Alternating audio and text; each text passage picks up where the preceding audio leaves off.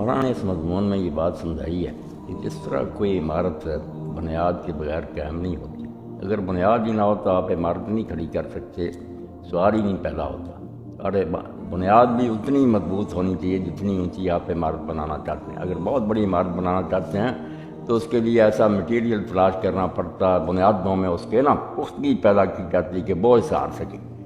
تو زندگی بھر اللہ تعالیٰ کے احکام کی اطاعت، گناہوں سے پرہیز، حلال کی پابندی، حرام سے اجتناب، یہ کوئی آسان بازی نہیں ہے۔ اللہ تعالیٰ نے خود قرآن مجید میں کہا کہ اس بوجھ کو اٹھانے سے تو زمین، آسمان اور پہاڑ لرز گئے۔ انہوں نے صاف جواب دے دیا کہ ہم یہ بوجھ نہیں اٹھا سکتے، انسان نے اس کو اٹھا لیا۔ یہ سورہ الاحزاب میں آتا ہے کہ ہم نے یہ امانت آسمانوں، زمینوں اور پہاڑوں کے سامنے پیش کی کہ یہ اٹھاتے ہو ذمہ داری کہ اپنی مرضی سے نیکی کرو اور اپنی مرضی سے برائی کرو اور نتیجہ پھر بھگتو، اچھا کرو تو انعام لے لو، برائی کرو تو سزا پا لو۔ انہوں نے کہا نہیں، جس کام پر لگانا ہے نہ لگا دو۔ اتنے عظیم اور جو قوی ہیکل وجود ہیں، آسمان، زمین اور پہاڑ سے بڑی کوئی چیز نظر آتی ہے انسان کی نظر میں، وہ بھی کام کہ یہ رسپانسبلٹی جو ہے نا، جواب دہی نہیں، ہم نہیں کر سکتے۔ ہمیں جو کام دینا ہے نا دے دے، بس وہ اس پر لگا دے، زبردستی ہمیں اس پر چلاتا رہے، خدمت کرتے رہے۔ مگر یہ جو ہے نا کہ اختیار لے لیں اور پھر اپنی مرضی سے قدم اٹھائیں اور اس کے بارے میں پھر مواخذہ اور پکڑ، نہیں، کہاں پر انسان نے اس کو اٹھایا۔ تو چلو بات درمیان میں آ گئی۔ یہ ایسا نہیں ہوا جیسے یہ تفسیروں والے لکھتے ہیں کسی وقت اللہ نے کچہری لگائی، آسمان زمین پہاڑوں کو کہا، وہ انکار کر گئے، انسان نے اٹھا لیا، کیونکہ کوئی انسان نہیں یہ مانتا، نہ کسی کو یاد ہے کہ میں نے کبھی اٹھایا تھا۔ نہیں، یہ صرف جو ہے نا حالت آسمان و زمین کی ہماری، اس کے مطابق کہا جاتا ہے کہ یہ اتنا میں نے پانی جو ہے نا فلاں برتن کے سامنے پیش کیا، اس نے اٹھانے سے انکار کر دیا، یعنی اس میں کیپیسٹی نہیں تھی، گنجائش نہیں تھی۔ دوسرے برتن نے اٹھا لیا۔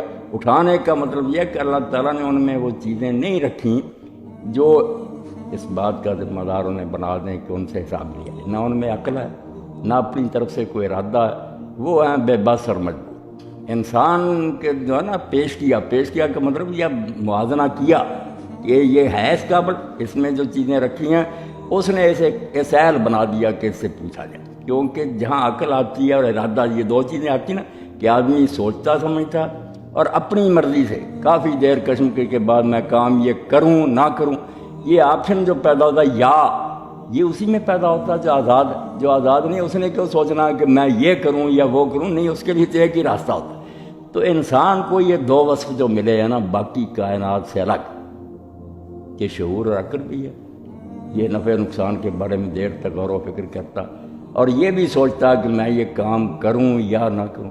اس سے لازماً سوال پیدا ہو جاتا ہے کہ اس سے پوچھا جائے کہ تو نے کیوں کیا۔ جو بے بس ہوتا نا، ہم میں سے اگر کسی کی گردن پر تلوار رکھ دی جائے، اس سے کام کرایا جائے، عدالت بری کر دے کہ اس کا اختیار نہیں رہا، یہ اس کا ارادہ تو ختم ہو گیا، یہ تو سوچ ہی نہیں سکتا تھا کروں یا نہ کروں، اس کے سامنے تو راستہ ہی ایک تھا۔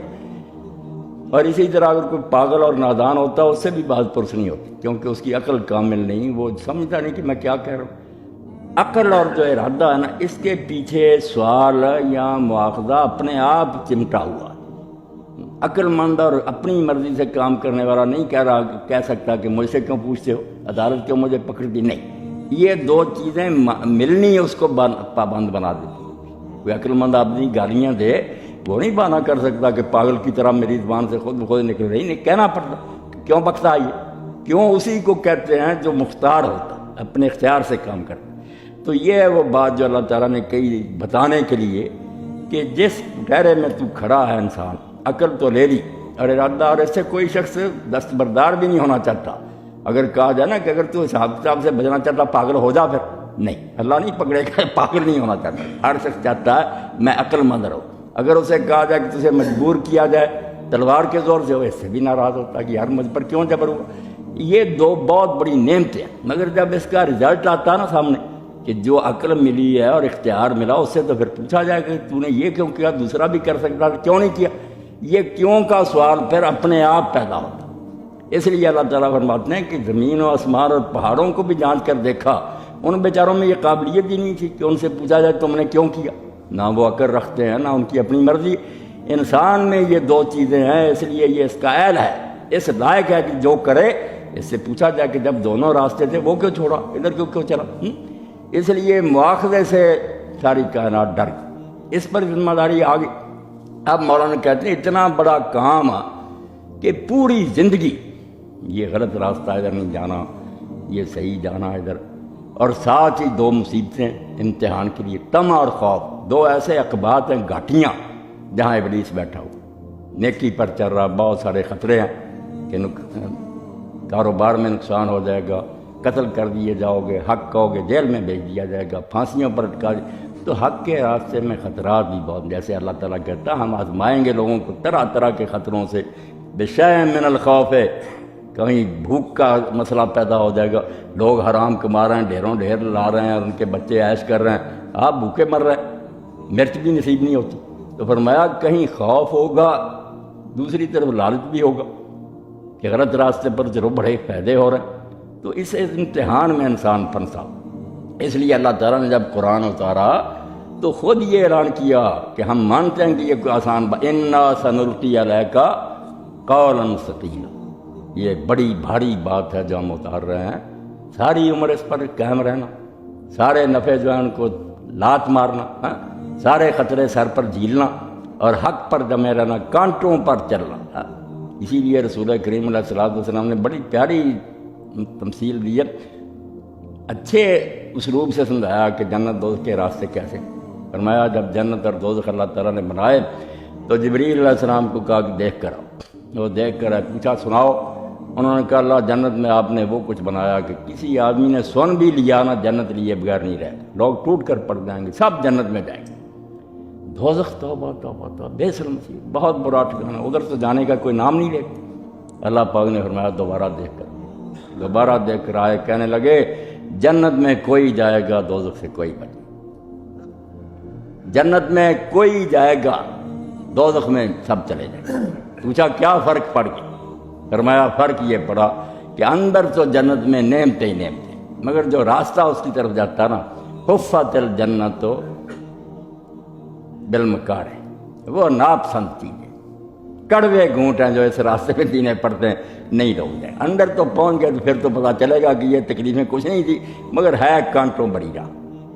دوزخ جو ہے نا حفت النار بالشہوات، من پسند چیزیں، مرغوب، مزیدار، بس عیش کرتے کرتے دوزخ میں چلے جاؤ۔ یہ مصیبت پڑ گئی، یعنی امتحان سخت ہو گیا کہ جنت میں جو نعمتیں ہیں وہ تو ہماری توقع بھی سے زیادہ، مگر راستہ اس کے لیے جو ہے وہ خطرناک، وہ کوئی ایسا نہیں کہ سایہ دار درخت ہیں اور صاف ستھری سڑک ہے، آپ کار پر بیٹھ جائیں اور سٹارٹ کریں جنت، نہیں، یہ دکھوں اور مصیبتوں سے بڑی ہے۔ وہ عبداللہ شاکر مرحوم نے نظم لکھی تھی مارت شاہ لا کے قیدی، جب ایوب نے جماعت اسلامی کے لوگوں کا قید کر دیا، مولانا مودودی صاحب کو بند کر، تو اس زمانے میں 16 صفحے کی تھی، وہ پنجابی تو مسدس تھی، باقی مصرے آتے تھے، آخر میں جو تھا نا وہ پھر آ جاتا تھا اوکھی کاٹی مشکل پینڈا عشق دیاں سبارہ، 5 مصرے اور ہوتے تھے، چھٹا یہ تو باقی اوکھی کاٹی مشکل پینڈا، یہ اس پر چلنا آسان ہے۔ اللہ تعالیٰ فرماتا اتنے اس راستے میں آتے ہیں مرحلے، حتیٰ جب ہلائے گے، حتیٰ یقول الرسول والذین معہ متی نصر اللہ، عام آدمی تو کچھ آ جائے، رسول اور جو اس کے ساتھ تھے صحابہ وہ چیخ اٹھے کہ اللہ کب مدد آئے گی، رسول پکار اٹھا کہ اللہ حد ہو گئی، مدد آنی چاہیے۔ تو اس راستے پر چلنے کے لیے جو کانٹوں سے بھرا ہوا قول ثقیل ہے، جس کو اٹھانے سے پہاڑ کانپ گئے، مدد کس چیز سے ملتی؟ اتنا جو ہے نا بلند و بالا یہ کثر محال، اتنی اونچی منزلیں، اس کی بنیاد جو اللہ نے سیمنٹ اور سریے وغیرہ ڈالے وہ ہے ایمان۔ مولانا اسی پر بات کر رہے ہیں کہ ایمان پر جو قرآن اتنا زور دیتا نا کہ ایمان لاؤ پہلے، یہ نمازیں روزے حج کا بعد میں ہوں گے، ایمان ہے وہ بنیاد جو پختہ ہوگی نا سارا بوجھ برداشت کر، جس کے ایمان میں کمزور ہوگا، ضعف ہوگا، جیسے منافق تھے یا کچے ایمانوں والے لوگ تھے، وہ ساتھ چھوڑ جاتے، ذرا تکلیف آئی یا کسی طرف سے کوئی لالچ ملا کھسک گئے۔ تو یہ ایمان جو ہے اس کے بارے میں بحث کر رہے ہیں کہ ایمان اللہ نے جس چیزوں کو کہا نا، اور قرآن بھرا ہوا کہ مومنوں کے لیے یہ ہے، ایمان نہیں تو پھر قرآن سے کچھ نہیں۔ تو ایمان انہوں نے بتایا کہ دین نے صرف 5 چیزوں کے بارے میں کہا، اپنی طرف سے نہیں، ایمانیات گنی 5 ہیں، اللہ، فرشتے، کتاب میں، رسول اور قیامت کا۔ یہ 5 چیزیں جو ہیں ان کو اللہ نے کہا جو مانتا مومن ہے، اور ان 5 کو کہا کہ یہ اس طرح ہے جیسے چین کی گھنڈیاں ہوتی، بالکل یہ ایک دوسرے سے جڑی ہوئے ہیں، ان میں سے ایک کو بھی ختم کر دو زنجیر ٹوٹ جائے گی۔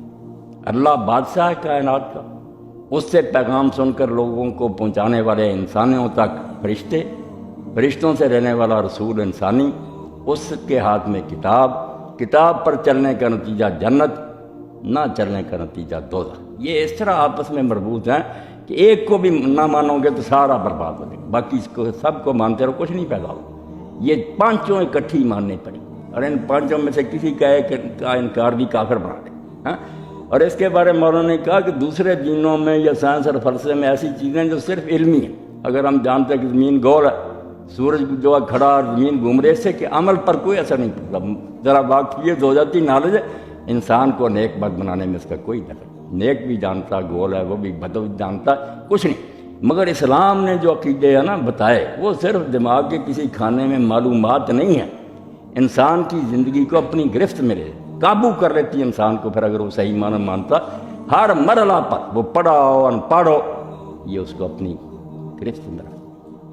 کسی وقت بھی کوئی کام آئے اس کے سامنے نیک و بد، وہ جانتا کہ میرا اللہ دیکھ رہا اور میں نے اس کو جا کر حساب دینا۔ یہ وہ باتیں ہیں جو عملی زندگی کو متاثر کرتی، جو اسلام نے عقیدے بتائے ہیں۔ دوسرے کہتے ہیں لندھور اتنا لمبا تھا، یہ کیا ایک کہانی ہے آپ کو یاد ہوگی، اس سے آپ نیک بد نہیں بن سکتے۔ نوح علیہ السلام کی کشتی کتنی لمبی چوڑی تھی، یہ افسانے کے طور پر لوگ پوچھتے رہتے اس سے کیا ملے گا، جو اصل میں اس میں بات ہے کہ جو نبیوں کی بات نہیں مانتے وہ تباہ کر دیے جاتے۔ پلے باندھنے کی وہ تھی، لوگ ڈھونڈنے لگ گیا کتنی لمبی تھی کتنی چوڑی تھی، یعنی لایعنی بات۔ تو دین میں اللہ تعالیٰ نے کوئی بات ایسی بیان نہیں کی جو صرف واقفیت دیتی ہو، واقفیت کی باتیں نہیں بتائیں۔ اصحاب الکہف کا قصہ بیان کیا، لوگوں نے پوچھا کتنے، اللہ نے فرمایا قل اللہ اعلم بعدتہم، کہہ دو اللہ جانتا کتنے۔ یہ چسکا ہی نہیں ڈالا کہ فضول سوالوں میں کتنی مدت ہے، قل اللہ اعلم بما لبث، اللہ جانتا کتنی مدت ہے۔ اللہ اس ذوق کو بالکل ٹھکراتا ہے کہ یہ نہ چسکا ڈالنا، عالم سے پوچھے، وہ کیوں پوچھتا، کیا فائدہ اس کا، وہ بات پوچھ جو تیری زندگی میں کارآمد، جو برتے گا۔ اسی لیے امام سالبی سے کسی نے پوچھا کہ شیطان کی بیوی کا کیا نام ہے، انہوں نے کہا بھائی میں اس ولیمے میں شامل نہیں تھا۔ یہی جواب ہے نا، بہمک کیا لینا ہے اس سے۔ تو دین نے بالکل لوگوں کو یہ بیماری نہیں لگائی کہ وہ فضول باتوں میں لگے، عقیدے بھی وہ دیے 5 جو انسان کی زندگی میں اس کو کنٹرول کریں۔ اللہ دیکھ رہا ہے، فرشتے اس کے ریکارڈ لکھ رہے ہیں، کتاب ہے جو یہ تیرے لیے ہدایت نامہ ہے، رسول رہبر ہے، اور انجام تیرے سامنے۔ یہ بات مولانا نے کہی کہ باقی مذہب جو ہے نا جو وہ عقیدے دیتے ہیں تو وہ علمی ہو سکتے ہیں اگر کوئی صحیح باتیں واقفیت، مگر عمل پر اثر نہیں ڈالتے۔ اسلام نے جو بنیادی باتیں کہیں، ایک تو ایسی ہیں کہ قیامت تک بھی کبھی علم ان کو جھٹلا نہیں سکتا کہ زمین آسمان کا ایک مالک ہے، اس نے اپنی طرف سے رہنما بھیجے ہیں، آخر میں وہ حساب کتاب لے۔ ان میں سے کون سی بات ہے جس کو کسی مرحلے پر عقل جھٹلائے؟ جو علم بڑھے گا یقین بڑھتا جائے کہ واقعی ایسا ہی ہونا ہے، اور عمل پر بھی اثر انداز ہو۔ یہ ساری بات ہے جو آج کی بحث میں ہم نے پڑھی، اور مولانا نے سمجھایا کہ اس ایمان کو پختہ کرنے کی کوشش کرو۔ قرآن پڑھ پڑھ کر حدیثیں، ہر شخص پڑھا ان پڑھا جو ہے نا وہ اس کو سمجھے کہ ایمانیات کیا، کن بنیادوں پر اسلام قائم، منواتا کیا، اور وہ کس طرح انسان کو نیکی پر قائم رکھتے ہیں۔